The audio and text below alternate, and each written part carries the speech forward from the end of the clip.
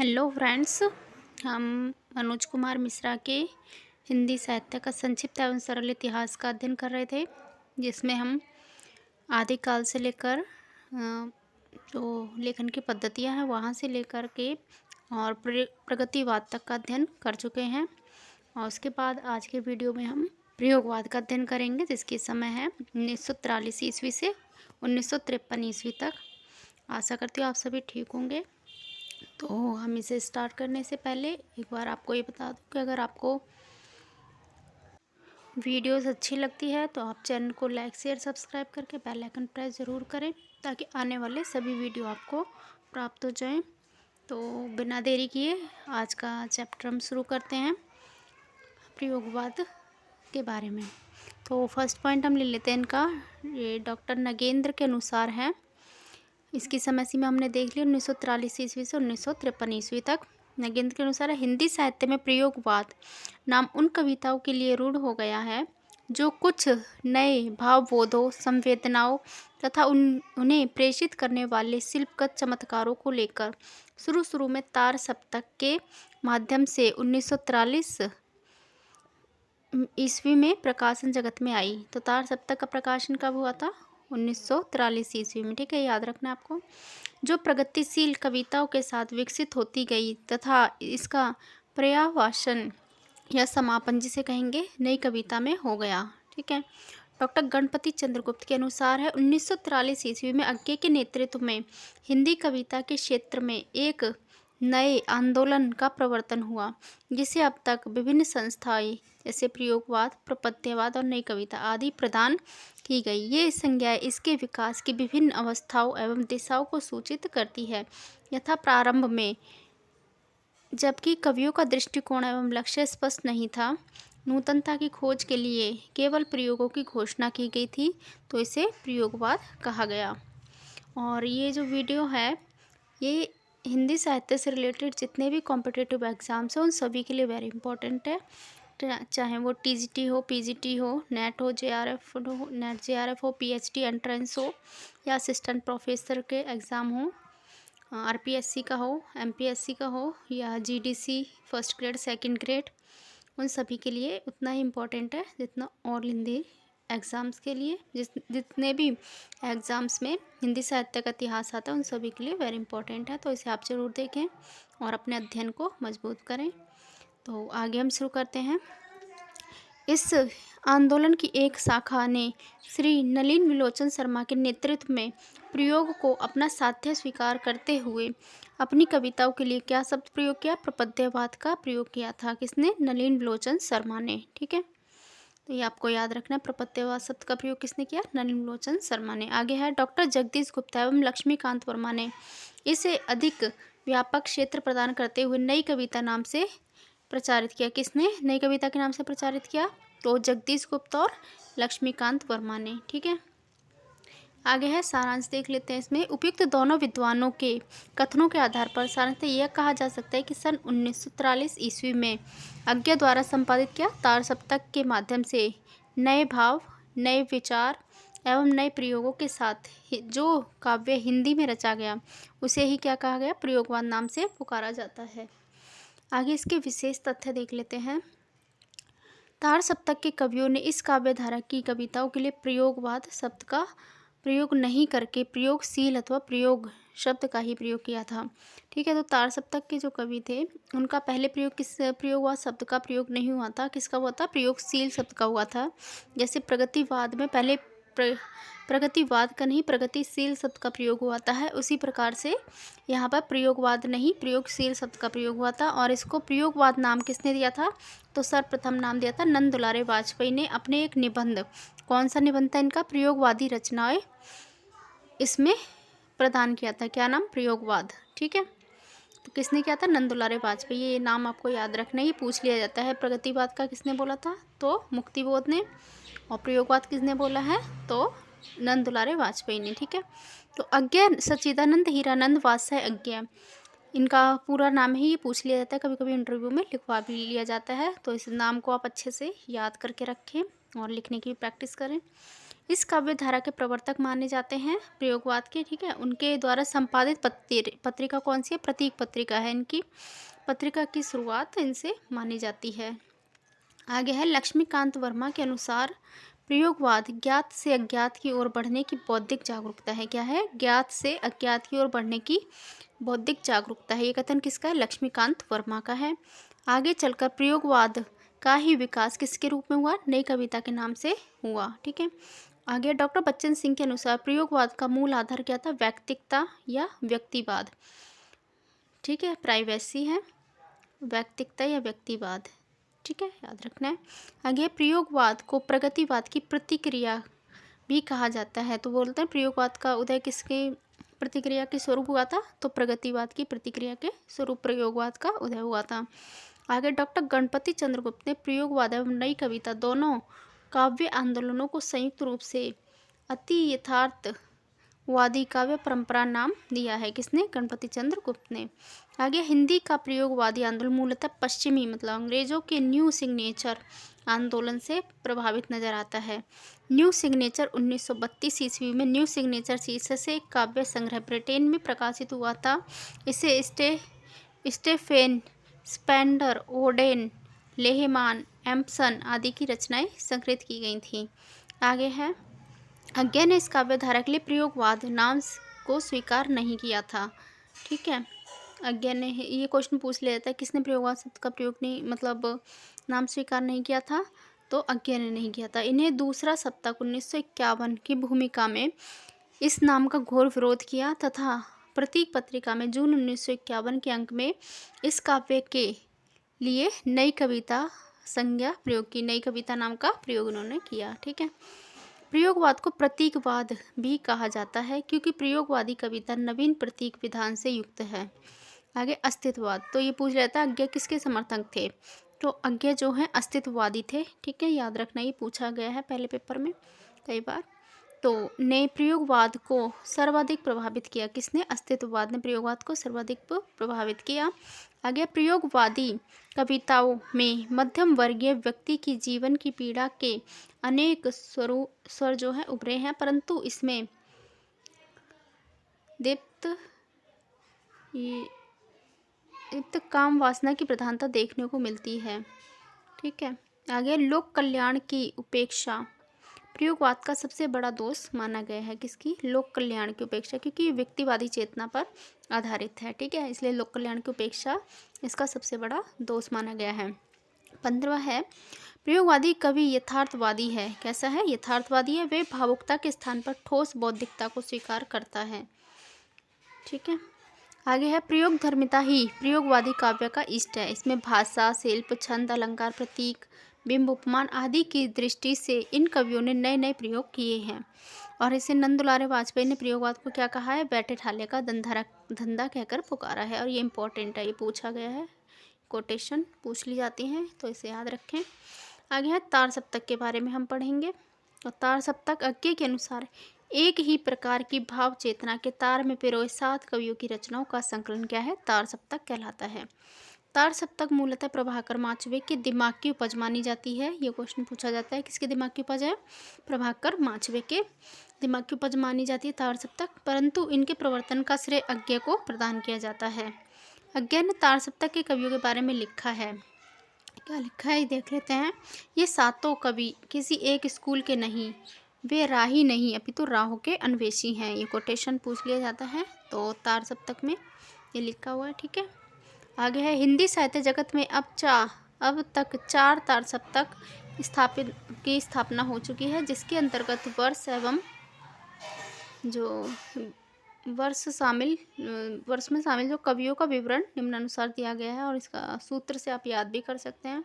तो तार सप्तक 1943 ईस्वी में पहला सप्तक जो था कब हुआ था? 1943 ईस्वी में। इसमें थे अज्ञा, नेमीचंद जैन, रामविलास शर्मा, मुक्तिबोध, भारत भूषण अग्रवाल, प्रभाकर माचवे और गिरिजा कुमार माथुर।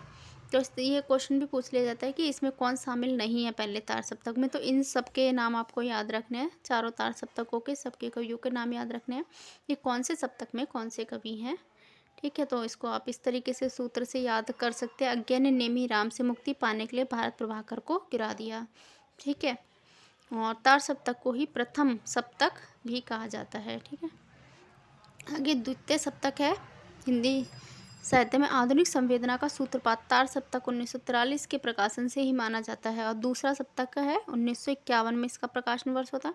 पहले का कब हुआ था? 1943 में। दूसरा कब? 1951 में। ठीक है, तो मतलब +8 कर देना तो आ जाएगा इस ये 43 से +8 करोगे तो 51 और फिर से +8 करोगे तो 59 आ जाएगा।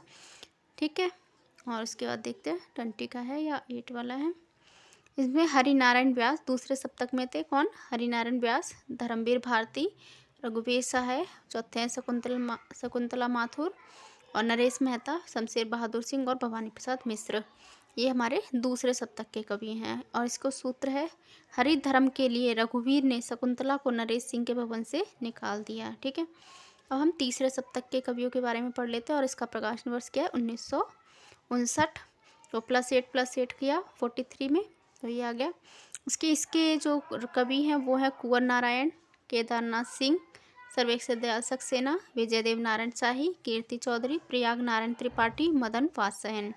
इसका सूत्र है, कुंवर केदार के सर्व विजय की कीर्ति प्रयोग से लेकर मदनपुर तक फैल गई। ठीक है, इस प्रकार से आप इनके सप्तकों के अनुसार कवियों को याद कर सकते हैं। आगे है चौथा सप्तक, तो ये है, इसमें +20 करोगे आप। ठीक है, +8 करने के बाद क्या करोगे? +20 लास्ट वाले में। तो 1979 में इसका प्रकाशन हुआ।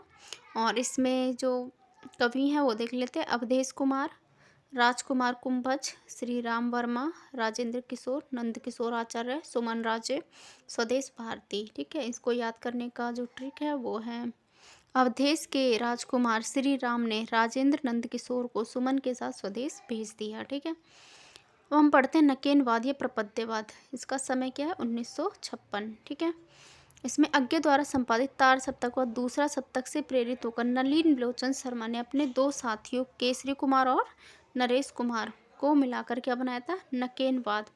3 व्यक्तियों के नाम के प्रथम अक्षर के आधार पर इसका नाम रखा गया है, क्या? नकेनवाद। ठीक है, तो प्रपद्यवाद के नाम से भी इसे पुकारा जाता है। तो नकेनवाद में कौन कौन आ गए? 2 साथी से, किसके? नलिन लोचन शर्मा के, केसरी और नरेश। तो पहले हो गए नकेनवाद में कौन? नलिन लोचन शर्मा। दूसरे हो गए केसरी कुमार, इनका के, और नरेश कुमार का ना। ठीक है, तो इनके मिला के क्या बन गया? नकेनवाद बना। आगे नकेनवाद की प्रपद्यवाद का प्रकाशन 1956 में हुआ था। प्रपद्यवाद का दावा था कि असली प्रयोगवाद जो है नकेन ही है। डॉक्टर बच्चन सिंह के अनुसार प्रपद्यवाद एक प्रकार का रूपवाद या कलावाद था। प्रपद्यवाद के विविध सूत्र हैं। प्रपद्यवाद के प्रतिनिधि के रूप में केसरी कुमार ने इसके विविध सूत्रों की चर्चा की, जिसमें कुछ निम्न हैं। तो वो सूत्र देख लेते हैं हम क्या क्या हैं। पहला, प्रपद्यवाद भाव और व्यंजना का स्थापत्य है। दूसरा है, प्रपद्यवाद के लिए किसी शास्त्र के द्वारा निर्धारित नियम अनुपयुक्त है। तीसरा है, प्रपद्यवाद पूर्ववर्तियों की महान परिपाटियों को निष्प्राण मानता है। प्रपद्यवाद प्रयोग को साधन ही नहीं साध्य मानता है। ये इम्पोर्टेंट पॉइंट है, ये इम्पोर्टेंट पूछ लिया जाता है पॉइंट। प्रपद्यवाद प्रयोग को साधन ही नहीं क्या? साध्य मानता है। ठीक है, तो ये उल्टा करके दे दिया जाता है, ये साधन यहाँ आ जाएगा, साध्य यहाँ आ जाएगा। इस तरीके से ये क्वेश्चन पूछ लिया जाता है कोटेशन वाला। एक सही एक गलत है उसमें, या सही है गलत है, ऐसे करके क्वेश्चन ये पूछ ली जाती हैं। आगे है, प्रपद्यवाद दूसरों के अनुसार की तरह अपना अनुकरण भी वर्जित मानता है। आगे, वस्तुतः नकेनवादियों का यह प्रपद्यवाद अज्ञे के प्रयोगवाद की स्पर्धा में खड़ा किया गया आंदोलन था, जो कालांतर में अज्ञे से भी आगे बढ़ गया था। आगे, प्रयोगवादी काव्यधारा की प्रमुख प्रवृत्तियां हैं। ये असेशन रीजन वाले क्वेश्चन में ये पूछ लिया जाता है प्रपद्यवाद के बारे में। ठीक है, ये वाला क्वेश्चन कई बार पूछा गया है, इस पॉइंट को याद रखना। तो इसमें अति यथार्थवाद, प्रमुख प्रवृत्तियां विशेषताएं हम देख रहे हैं। अति यथार्थवाद और बौद्धिकता की अतिशयता है, घोर वैयक्तिकता है, वाद एवं विचारधारा का विरोध है, नवीन उपमानों का प्रयोग है, भाषा का स्वच्छंदता है, भाषा की स्वच्छंदता। आगे है, निराशावाद है, इसमें साहस और जोखिम है, वैचित्र्य प्रदर्शन है, शिल्पगत वैचित्र्य है, उसके बाद निरंतर प्रयोगशीलता है, व्यापक अनास्था की भावना है, सामाजिक यथार्थ की भावना है, श्रृंगार का उन्मुख चित्रण है, क्षणवाद है, कुंठा और निराशा का चित्रण है, नग्नता है, भदेश का निरूपण है। प्रगतिवाद व प्रयोगवाद में अंतर, ये पूछ सकते हैं, इसलिए आप एक बार प्रयोगवाद और प्रगतिवाद का अंतर देख लें जरूर। प्रगतिवाद कविता में शोषित वर्ग, निम्न वर्ग को केंद्र में रखा गया है। तो प्रगतिवाद में किसमें शोषित वर्ग और निम्न वर्ग को केंद्र में रखा गया है, जबकि प्रयोगवाद में की कविता में स्वयं जिए हुए भोगे हुए यथार्थ जीवन का चित्रण प्राप्त होता है। दूसरा पॉइंट है, प्रगतिवाद कविता विचारधारा को महत्व देती है, जबकि प्रयोगवादी कविता अनुभव को महत्व देती है। प्रगतिवाद कविता में सामाजिक भावना की प्रधानता दिखाई देती है, जबकि प्रयोगवादी कविता में व्यक्तिक भावना की प्रधानता दिखाई देती है। ठीक है। और प्रगतिवाद कविता में विषय वस्तु को अधिक महत्व दिया जाता है, जबकि प्रयोगवादी कविता में कलात्मकता को अधिक महत्व दिया जाता है। तो इससे हमें समझ आता है प्रयोगवाद जो है व्यक्तिक आधारित है। ठीक है, व्यक्तिकवाद पर आधारित है। तो ये आपको समझ आ गया होगा। आगे देखते हैं तार सप्तक के कवियों का वर्गीकरण। ठीक है, तार सप्तक के कवियों का वर्गीकरण किस प्रकार से किया गया है। तो तार सप्तक और प्रतीक पत्रिका को देखकर यह स्पष्ट होता है कि इनमें संग्रहित या प्रकाशित कवियों के अनुपम के क्षेत्र, दृष्टिकोण और कथानक एक जैसे नहीं हैं। डॉक्टर नगेंद्र ने तार सप्तक के कवियों को निम्नानुसार वर्गीकृत किया है। पहला क्या, विचारों से समाजवादी एवं संस्कारों से व्यक्तिवादी। ठीक है, इनकी एक श्रेणी है विचारों से समाजवादी और संस्कारों से व्यक्तिवादी। इस श्रेणी में शमशेर बहादुर सिंह, नरेश मेहता और नेमी चंद जैन को शामिल किया है। विचारों से समाजवादी और संस्कारों से व्यक्तिवादी में कौन कौन है, शमशेर बहादुर सिंह, नरेश मेहता और नेमी चंद्र जैन। दूसरा है विचारों और क्रियाओं दोनों से समाजवादी। इस श्रेणी में रामविलास शर्मा और गजानन माधव मुक्तिबोध को शामिल किया है। तीसरी है प्रगतिवादी कविता के द्वारा व्यक्त होते हुए जीवन मूल्य और सामाजिक प्रश्नों को असत्य या सत्य आभास मात्र अपने व्यक्तिगत जीवन में तड़पने वाली गहरी संवेदनाओं को रूपायित करने वाले अन्य सभी कवि लगभग इसी श्रेणी के हैं। प्राय ये सभी मध्यम वर्ग से संबंधित हैं। अब प्रयोगवादी काव्य धारा के प्रमुख जो कवि हैं उनको अध्ययन कर लेते हैं। और सबसे पहले हम सच्चिदानंद, हीरानंद, बादशाह नग्गे का अध्ययन करेंगे, जो कि वेरी इंपॉर्टेंट कवि हैं। उनको हर पाठ्यक्रम में लगाया गया, इनकी कविताओं को भी लगाया गया और इनकी रचनाएं पूछ ली जाती हैं और क्रम से भी पूछी जाती हैं। तो इनके बारे में पढ़ लेते हैं हम। इनका जन्म 1911 में हुआ था, 7 मार्च 1911 को। अज्ञा का जन्म, अज्ञा की मृत्यु 1987 में, 4 अप्रैल 1987 में। जन्म स्थान कसिया, जिला देवरिया है।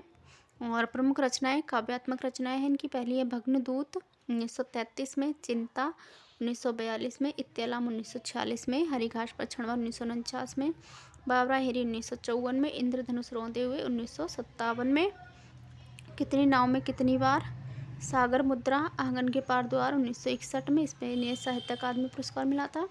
महावृक्ष के नीचे और ये नदी की बांक पर छाया 1981 में, रूपम्बरा, फिर prison days and other poems, ये भी इनकी रचना है। आगे देख लेते हैं। क्योंकि मैं उसे जानता हूँ, सावन मेघ, अंतर्गुहावासी कविता है इनकी। ऐसा कोई घर आपने देखा है 1986 में। अब इनके कहानी संग्रह देख लेते हैं। परंपरा, त्रिपतगा, जयदोल, कोठरी की बात, शरणार्थी, मेरी प्रिय कहानियाँ। इनके उपन्यास है शेखर एक जीवनी, इनके उपन्यास भी याद रखने हैं। नदी के द्वीप और अपने अपने अजनबी। इनके विशेष तथ्य देख लेते हैं। अज्ञा जी के द्वारा निम्नलिखित पत्र पत्रिकाओं का संपादन कार्य किया गया। इसमें है विशाल भारत, ये कलकत्ता से प्रकाशित होती पत्र है। और सैनिक आगरा से प्रकाशित पत्र है। दिनमान दिल्ली से प्रकाशित पत्र है। प्रतीक इनकी पत्रिका है। और नवभारत टाइम्स। ठीक है, आगे काव्य संकलन है इनका तार सप्तक, दूसरा सप्तक, तीसरा सप्तक, चौथा सप्तक और रूपम्बरा, ये इनके काव्य संकलन हैं। तो ये इसमें तार सप्तक को तार सप्तक ही कहा जाएगा। अगर वो देते हैं आपको प्रथम तार सप्तक, ठीक है, और एक ऑप्शन होगा आपका तार सप्तक, इस प्रकार से अगर देते हैं तो आपको तार सप्तक ही लगाना है। प्रथम तार सप्तक ये गलत हो जाएगा। ठीक है, ये दूसरा सप्तक, तीसरा सप्तक, ऐसे चौथा सप्तक। और तार सप्तक को प्रथम तार सप्तक नहीं, सिर्फ तार सप्तक ही कहा जाता है। याद रखना कि ऐसे क्वेश्चन गलत हो जाता है। आगे आंगन के पार द्वार रचना के लिए इनको 1964 में साहित्य अकादमी पुरस्कार प्राप्त हुआ। इस काव्य रचना को 3 भागों में विभाजित किया गया है। पहला है इसका सलीला, दूसरा है चंद्रकांतशीला, तीसरा है असाध्य वीणा। ठीक है, कितनी नाव में कितनी बार के लिए इनको 1978 में ज्ञानपीठ पुरस्कार मिला था। ठीक है, आगे 1943 से 1946 तक सेना में नौकरी की थी, जहां आपके सेना के लिए इन्होंने क्या किया था, सेना के लिए बम बनाने का कार्य किया था।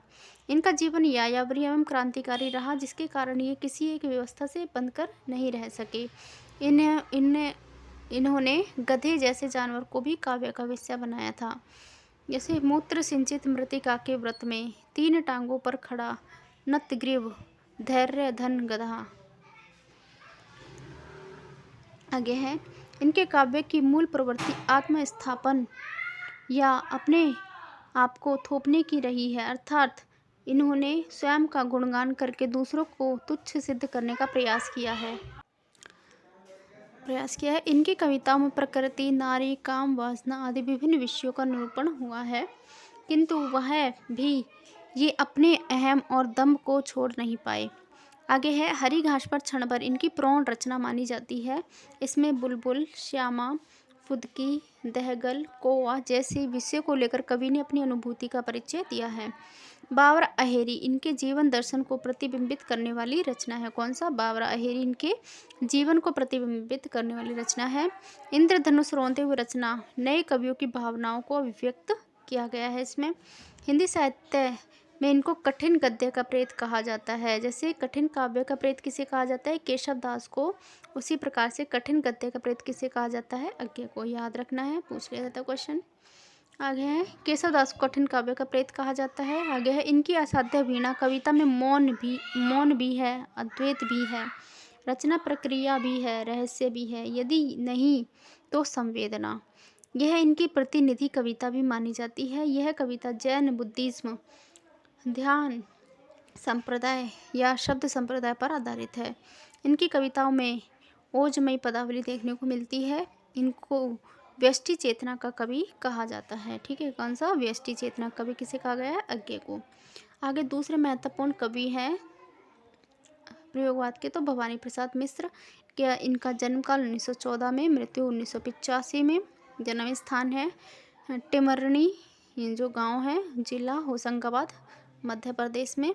प्रमुख रचना इनकी गीत फरोश, यूजनेट में लगी हुई है, सतपुड़ा के जंगल, चकित है दुख, टूटने का सुख, अंधेरी कविताएं, बुनी हुई रस्सी, त्रिकाल संध्या, परिवर्तन जिए, अनाम तुम आते हो, कालजयी, फसलें और फूल, संप्रति, वाणी की दीनता, कमल के फूल, इदम नमम और सन्नाटा, असाधारण कविता, स्नेह शपथ कविता, मानसरोवर दिन, नीली रेखा तक 1984 में, तूस किया 1985 में, ये मेरे कोहरे 1993 में। इनके विशेष तथ्य देख लेते हैं। इन्होंने कल्पना एवं गांधी वांग्मय नामक पत्र पत्रिकाओं का संपादन कार्य किया था। आपने अपने पिता एवं बड़े भाई की प्रेरणा से मात्र 10 वर्ष की अल्पायु में अपनी पहली कविता घोड़े विषय पर लिखी थी। ठीक है, आगे थर्ड पॉइंट इनका देख लेते हैं हम। इनकी सहज भाषा को देखकर गांधी जी के चरखे की सहजता का सा आभास होता है, जिसके कारण इनको कविता का गांधी कहा जाता है। किसको? भवानी प्रसाद मिश्र को क्या कहा जाता है? कविता का गांधी कहा जाता है। इंपॉर्टेंट, याद रखना। मध्य प्रदेश सरकार द्वारा इनको शिखर सम्मान प्रदान किया गया था। ठीक है, भवानी प्रसाद मिश्र को। ये एमपी असिस्टेंट प्रोफेसर वाले जरूर याद रखें कि एमपी के पेपर में ये क्वेश्चन आ सकते हैं एमपी के राइटर्स से। बुनी हुई रस्सी रचना के लिए इनको 1972 में साहित्य अकादमी पुरस्कार प्राप्त हुआ था। आगे थर्ड जो हमारे लेखक हैं वो हैं गजानन माधव मुक्तिबोध। इनका जन्म 1917 में हुआ था, गजानन माधव मुक्तिबोध का। इनका मृत्युकाल 1964 में है और जन्म स्थान श्योपुर ग्वालियर है। ये भी एमपी के रचनाकार हैं। प्रमुख रचना है इनका काव्य संग्रह है चांद का मुँह टेढ़ा है 1964 में, भूरी भूरी खाक धूली 1980 में। इस काव्य संग्रह का प्रकाशन तो बाद में हुआ था, किंतु इसमें संग्रहित कविताएं कालक्रम की दृष्टि से प्रथम संग्रह से पहले की मानी जाती हैं। प्रसिद्ध इनकी कविताएं अंधेरे में, ब्रह्म राक्षस, पूंजीवाद समाज के प्रति, भूल गलती, दिमागी गुहा, अंधकार। ठीक है, आगे गद्य रचनाएं हैं इनकी देख लेते हैं। भारत इतिहास और संस्कृति, मध्य प्रदेश सरकार द्वारा 19 सितंबर 1962 को 1962 ईस्वी को इस पुस्तक पर प्रतिबंध लगा दिया गया था। विशेष तथ्य है, इनकी कविताओं को स्वाधीन भारत का इस्पाती ढांचा कहा जाता है। ठीक है, ये याद रखना इम्पोर्टेंट है, मतलब पूछ लिया जाता है इनके बारे में। क्या कहा जाता है? स्वाधीन भारत का इस्पाती ढांचा। मुक्तिबोध के बारे में ये कहा गया। विशेष तथ्य है। आगे इनको तीव्र इंद्रिय बोध का कवि, भयानक खबरों का कवि एवं फैंटेसी का कवि कहा जाता है। ये भी इम्पोर्टेंट तथ्य है। रामविलास शर्मा की तरह ये भी केवल अज्ञा जी की कृपा से ही तार सप्तक में स्थान पा सके थे। कवित्व कर्म में कोई विशेष उपलब्धि प्राप्त नहीं कर सके। इन्होंने कला के लिए 3 क्षण स्वीकार किए थे। ये याद रखना, 3 क्षण कौन कौन से? अनुभव का फैंटेसी में रूपांतरण, अनुभव का फैंटेसी में रूपांतरण, फैंटेसी के शब्दबद्ध होने की प्रक्रिया, क्या होने की? शब्दबद्ध होने की। तीसरा है जीवन का उत्कंठ तीव्र अनुभव। तो पहला है इनका फैंटेसी में रूपांतरण, दूसरा है शब्दबद्ध होने की प्रक्रिया, और जीवन उत्कंठ अनुभव तीव्र अनुभव क्षण। ठीक है। इसके बाद चौथे कवि जो हैं गिरिजा कुमार माथुर हैं। का जन्म 1918 में हुआ, मृत्यु काल 1994 में, जन्म स्थान अशोकनगर मध्य प्रदेश में। गिरिजा कुमार माथुर। इनकी प्रमुख रचनाएं हैं हमारी मंजीर, नाश और निर्माण, धूप के धान, शिला, पंख चमकीले, छाया मत छूना, मन, भीतरी, नदी की यात्रा, साक्षी रहे वर्तमान, पृथ्वी कल्प, कल्पांतर 1983, मैं वक्त के हूँ सामने 1990, मुझे और अभी कहना है 1991। इनके विशेष तथ्य हैं, रोमानी मिजाज के कवि माने जाते हैं। ये हम होंगे कामयाब एक दिन गीत के रचनाकार हैं। यह गीत अंग्रेजी के वी शैल ओवरकम का हिंदी अनुवाद है। आप मध्य प्रदेश आकाशवाणी एवं दूरदर्शन के उप महानिदेशक भी रहे थे। अपने गंगनांचल नामक पत्रिका का संपादन कार्य भी किया था। इनकी प्रारंभिक कविताओं में रोमांस और सौंदर्य लिप्सा की अभिव्यक्ति हुई है तथा उन पर छायावादी शैली का भी पर्याप्त एवं प्रभाव दृष्टिगोचर होता है।